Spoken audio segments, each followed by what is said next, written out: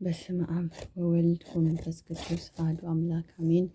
የሐሙስ ድርሳነ ማህያዊ አንደኛ ምዕራፍ። አንድ አምላክ በሚሆን በአብ በወልድ በመንፈስ ቅዱስ ስም በማመን ዓለምን ሁሉ የሚያድን ዓለምን ሁሉ የሚታደግ የክርስቶስ የመከራውና የሞቱን ነገር የሚናገር በዕለተ ሐሙስ የሚነበብ የሚጸለይ ድርሳን ይህ ነው። ሹሙ በየበዓሉ ከታሰሩት የወደዱትን አንዱን ያድንላቸው ዘንድ ለሕዝቡ ልማድ ነበራቸው። በዚያ ወራት የወንበዶች አለቃ የሚሆን በርባን የሚባል አንድ እስረኛ ነበረ። ወንበዴነቱን ሁሉ ያውቃል። ሁሉም ተሰብስበው ሳሉ ጲላጦስ ሕዝቡን ማንን ላድንላችሁ ትወዳላችሁ? በርባን ወይንስ ክርስቶስ የሚሉት ኢየሱስን አላቸው። ቀንተው እንዲያስይዙት ያውቃሉና።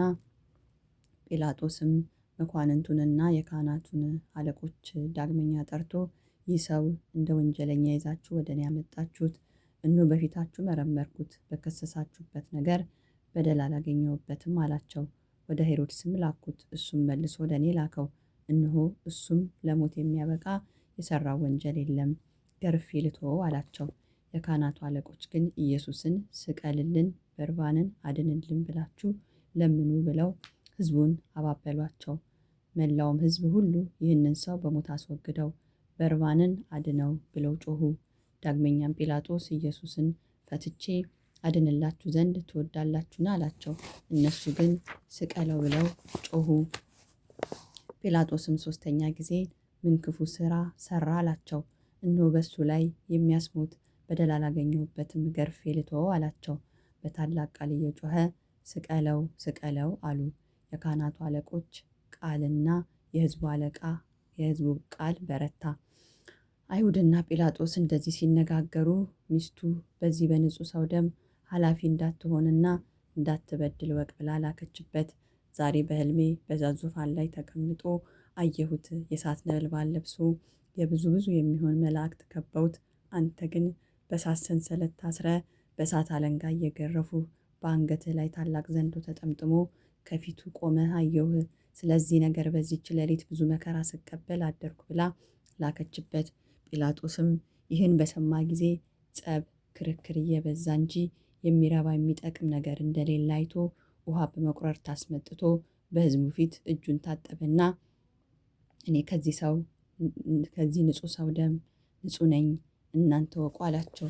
ሕዝቡም የዚህ ሰው ደም በእኛ ላይ በልጅ ልጆቻችን ላይ ይሁንብን አሉ። አይሁድ ግን ጌታችን ኢየሱስን እየሰደቡ አንድ ጊዜ ወደ ምሰሶ ገፍተው ጣሉት። ስድቡ ግን በዕለተ ዓርብ ብቻ አይደለም፣ 3 ዓመት ሙሉ ሰደቡት እንጂ የዮሴፍ ልጅ ነው፣ የሳምራዊ ሰው ነው እያሉ ጋኔንም ይዞ ያሳብደዋል። ልቡም እንደ ሰም ቀለጠ፣ አጋንንትንም ካለቃቸው እየተነጋገረ ያወጣቸዋል እያሉ። ጌታችን ግን በትሕትና መለሰ፣ እኔስ ጋኔን የለብኝም፣ አባቴን አከብራለሁ እንጂ አላቸው። እናንተ ግን ትሰድቡኛላችሁ፣ ታቃልሉኛላችሁ። እኔስ ስለ ራሴ ተድላ አልሻም፣ የኔን ተድላ የሚሻ የሚፈርድልኛል እንጂ። ዳግመኛም ጌታችን ኢየሱስ ክርስቶስ ሰይጣንን ማውጣት እንደምን ይቻለዋል አላቸው። እርስ በርሷ የምትለያይ መንግሥት ትጠፋለች አትጸናምና።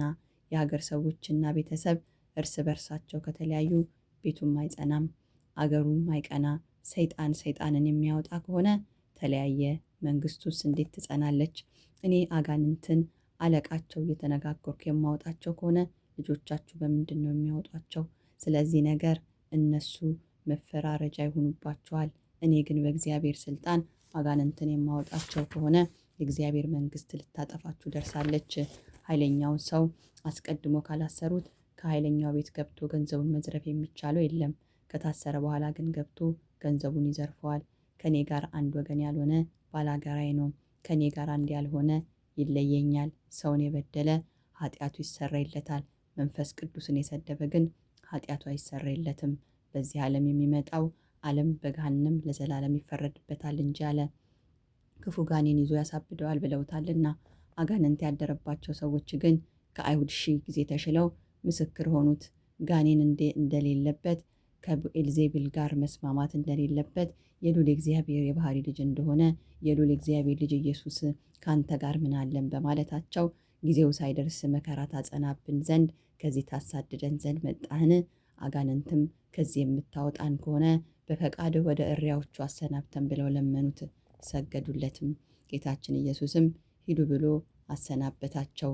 እኛም አጋንንቶች ከሰዎች ላይ ወጥተው ሄደው በሪያዎቹ አደሩባቸው። ሌላው ጋኔን ያደረበት ሰው የናዝሬቱ ሰው ኢየሱስ ታጠፋን ዘንድ መጣህን? እኛ ካንተ ምን አለን ብሎ በአዳራሽ ውስጥ ጮኸ። አንተ ማነህ? እግዚአብሔር ያከበረህ ማን እንደሆንክ አወቅን። ጌታችን ኢየሱስም መለሰ፣ ከሱም ተለይተህ ውጣ ብሎ ገሰጸው። ጋኔኑም አማቶ ጣለው። በታላቅ ቃል እየጮኸ ወጣ፣ እሱንም አልጎዳውም።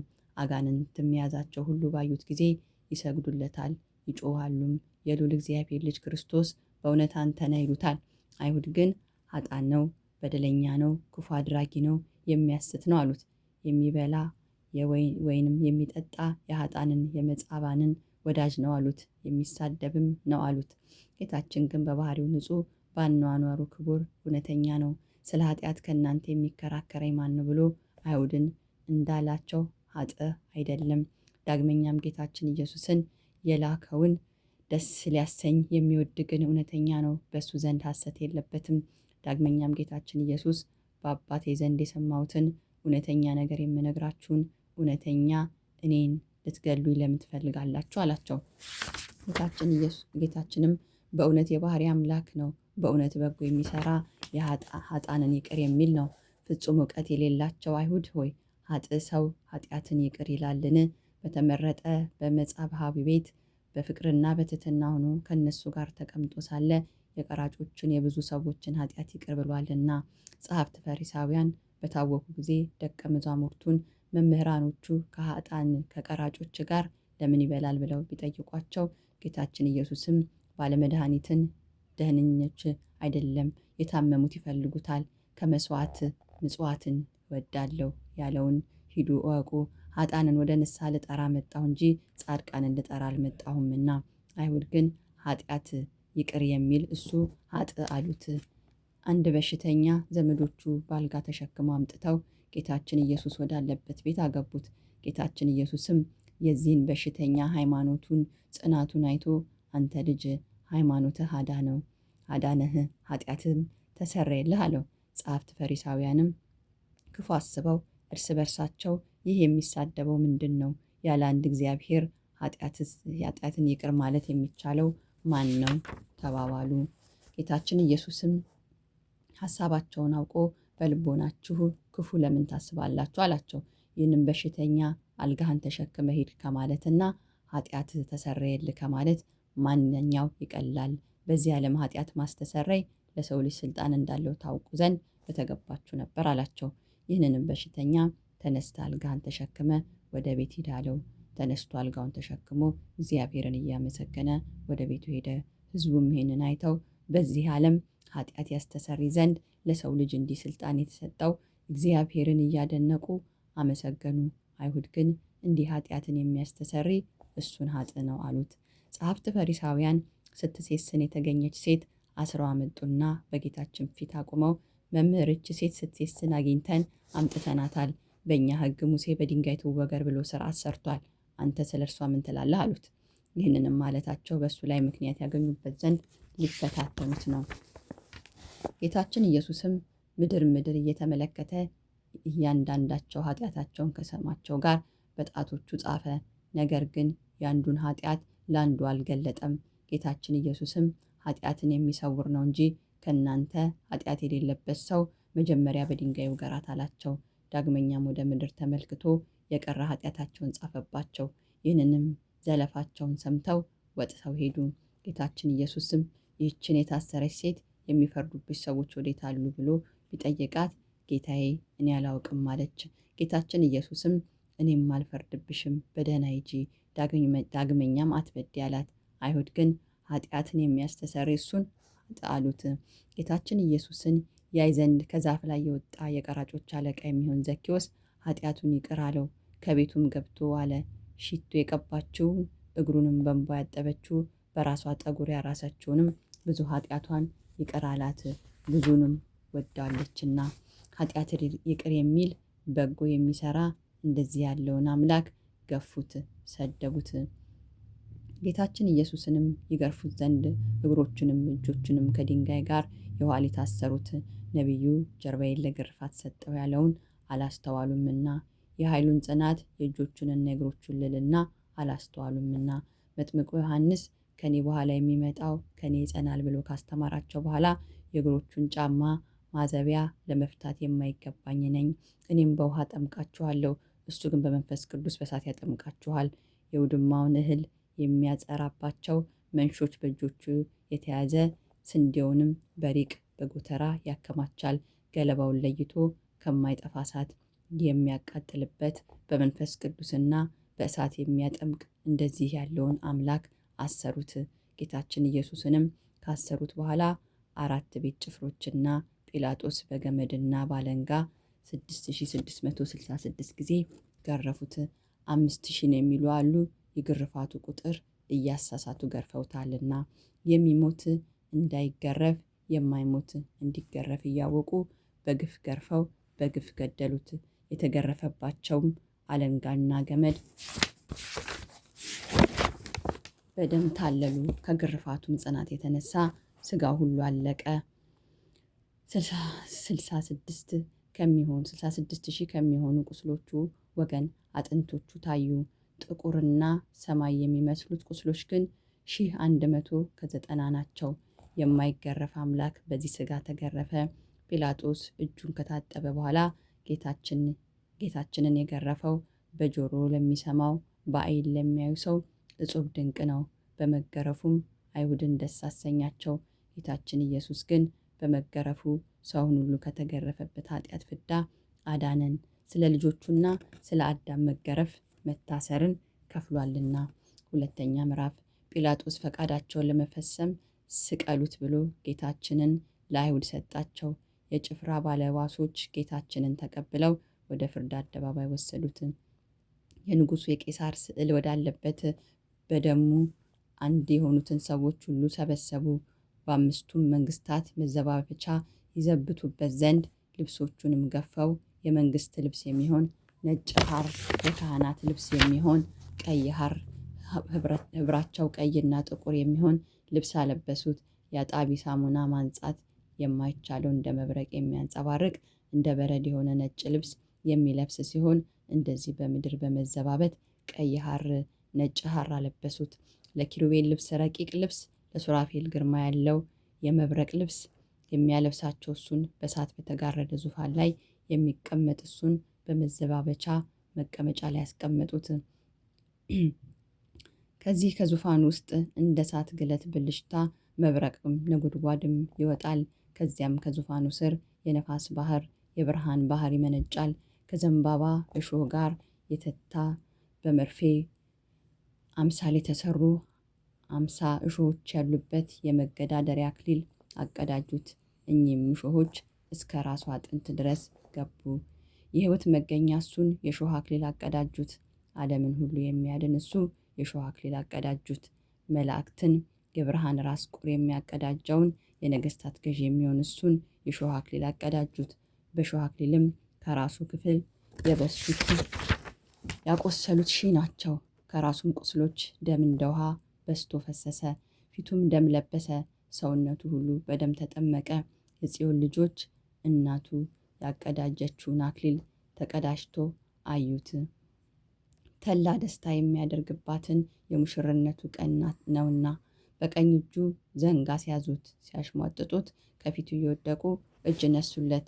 የመላእክት አለቃ ሰራዊት እየደነገጡ የሚሰግዱለት የአይሁድ ንጉሥ ቸር ውለሃልን አሉት። ስልጣናትና ሊቃናት እየፈሩ ለሚሰግዱለት እሱን በትዕቢት እጅ ነሱለት። 5 የሚሆን መዘባበቻውን ከጨረሱ በኋላ በምራቁ ሁለተኛ አይኖቹን በሚፈጥር ፊት ምራቃቸውን ተፉበት። ዳግመኛ ፊቱን በጥፊ መቱት። ኪሩቤል ፊቱን ከማየት የተነሳ በእሳት አክናፍ የሚሰውሩት ያልበደላቸው እነሱን አይሁድ ፊቱን ጸፉት። ፊቱ እንደ መንፈስ ቅዱስና እንደ አባቱ ሲሆን በስጋው ፊቱን ጸፉት። ከፊቱ ግርማ የተነሳ ፍጥረት ሁሉ የሚሩሉለት የሚንቀጠቀጡለት የፈጣሪያቸውን ፊቱን ጸፉት። መጀመሪያ በመመታቱና የእሾህ አክሊል በመቀዳጀቱ ራሱ የቆሰለ ከመሆኑ በላይ የያዘውን በትር ከእጁ ተቀብለው ራሱን መቱት። ነገር ግን የእሾህ አክሊልን በመቀዳጀቱ በምድራችን ላይ የበቀሉትን አሜኬላና እሾህ እርግማንን አጠፋልን። ራሱንም በዘንግ በመመታቱ የታላቁን እባብ 7ቱን ራሶቹን 10 ቀንዶቹን አጠፋልን። 3ኛ ምዕራፍ ከዚህ በኋላ ጌታችን ኢየሱስን ከግንብ ላይ አውጥተው ሲዘባበቱበት በመስኮት ዘልቀህ ተመልከት አሉት። እንደ ነገሥታቱም ልማድ ለሕዝቡ ተገልጸ ታያቸው ንጉሣችን ነህና አሉት። ጌታችን ኢየሱስም ለሕዝቡ በተገለጸላቸው ጊዜ እየሳቁ ተዘባበቱበት፣ ጥርሶቻቸውንም አፏጩበት። እንኳን በዓይናችን አየነው እያሉ ተናገሩ። ጌታችን ኢየሱስን ከግንቡ ላይ አውርደው እስከ ደረቱ ድረስ ከጉድጓድ ቀበሩት። በጉድጓድ ውስጥም እንዳይሞት እጆቹን ከተተከለ ግንድ ጋር አሰሩት። ለመሞት በደረሰ ጊዜ ከጉድጓድ አወጡት። 4ኛ ምዕራፍ ጲላጦስ ወደ አይሁድ ወጥቶ አንዲት ስንኳን በደል እንዳላገኘሁበት ታውቁ ዘንድ እነሆ ወደ ውጭ አወጣሁላችሁ አላቸው። ጌታችን ኢየሱስም ነጭ ሐር ለብሶ የሾህ አክሊል ተቀዳጅቶ ወደ ውጭ ወጣ። ይህ ሰው እነሆ አላቸው። የካህናቱም አለቆች ብላቴኖቻቸውን ባዩት ጊዜ ስቀለው ስቀለው ብለው ጮኹ። ጲላጦስም እኔስ ያገኘሁበት በደል የለም፣ እናንተ ወስዳችሁ ስቀሉት አላቸው። አይሁድም መልሰው ለእኛስ ሕግ አለን፣ እንደ ሕጋችን ሊሞት ይገባል፣ የእግዚአብሔር ልጅ ነኝ ብሏልና አሉ። ጌታችንስ በእውነት የእግዚአብሔር ልጅ ነው?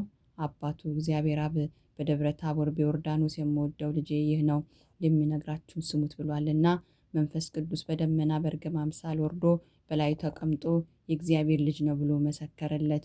ሙሴ ኤልያስ በደብረ ታቦር የእግዚአብሔር ልጅ ነው አሉት። ከዚያም አስቀድሞ ጌታችን ኢየሱስ ደቀ መዛሙርቱን በቂሳሪያ እናንተስ ማን ትሉኛላችሁ ብሎ ጠየቃቸው። ያን ጊዜ አባቱ እግዚአብሔር ለጴጥሮስ ገለጸለት። ጴጥሮስም የእግዚአብሔር ልጅ ክርስቶስ አንተ ነህን አለው። ጌታችን ኢየሱስም መልሶ የዮና ልጅ ስምዖን አንተም ንዑድ ክቡር ነህ አለው። ሰማያዊ አባቴ ገልጾልህ እንጂ ሥጋዊ ደማዊ መምህር አልገለጸልህምና።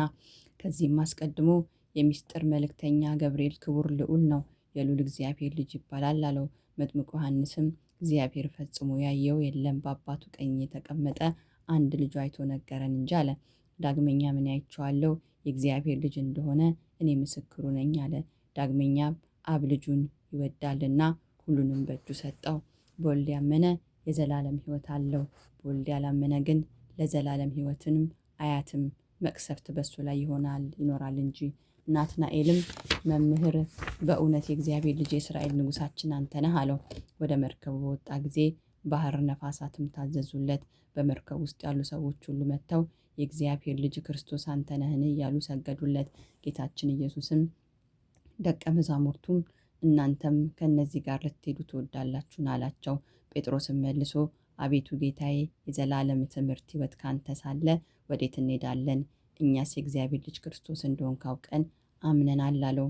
ማርታም ወደዚህ ዓለም የመጣ የእግዚአብሔር ልጅ ክርስቶስ አንተ እንደሆንክ አምኜብሃለሁ አለች።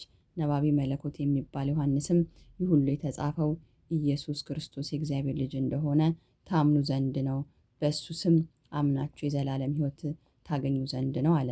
5ኛ ምዕራፍ ወደ ጥንተ ነገራችን እንመለስና ጲላጦስ ግን ይህን ነገር ሰምቶ እጅግ ፈራ። ወደ አደባባይ ወጥቶ ጌታችን ኢየሱስን አንተ ከወዴት ነህ አለው። ጌታችን ግን ምንም አልመለሰለትም። ጲላጦስም መልስ አትመልስልኝምን?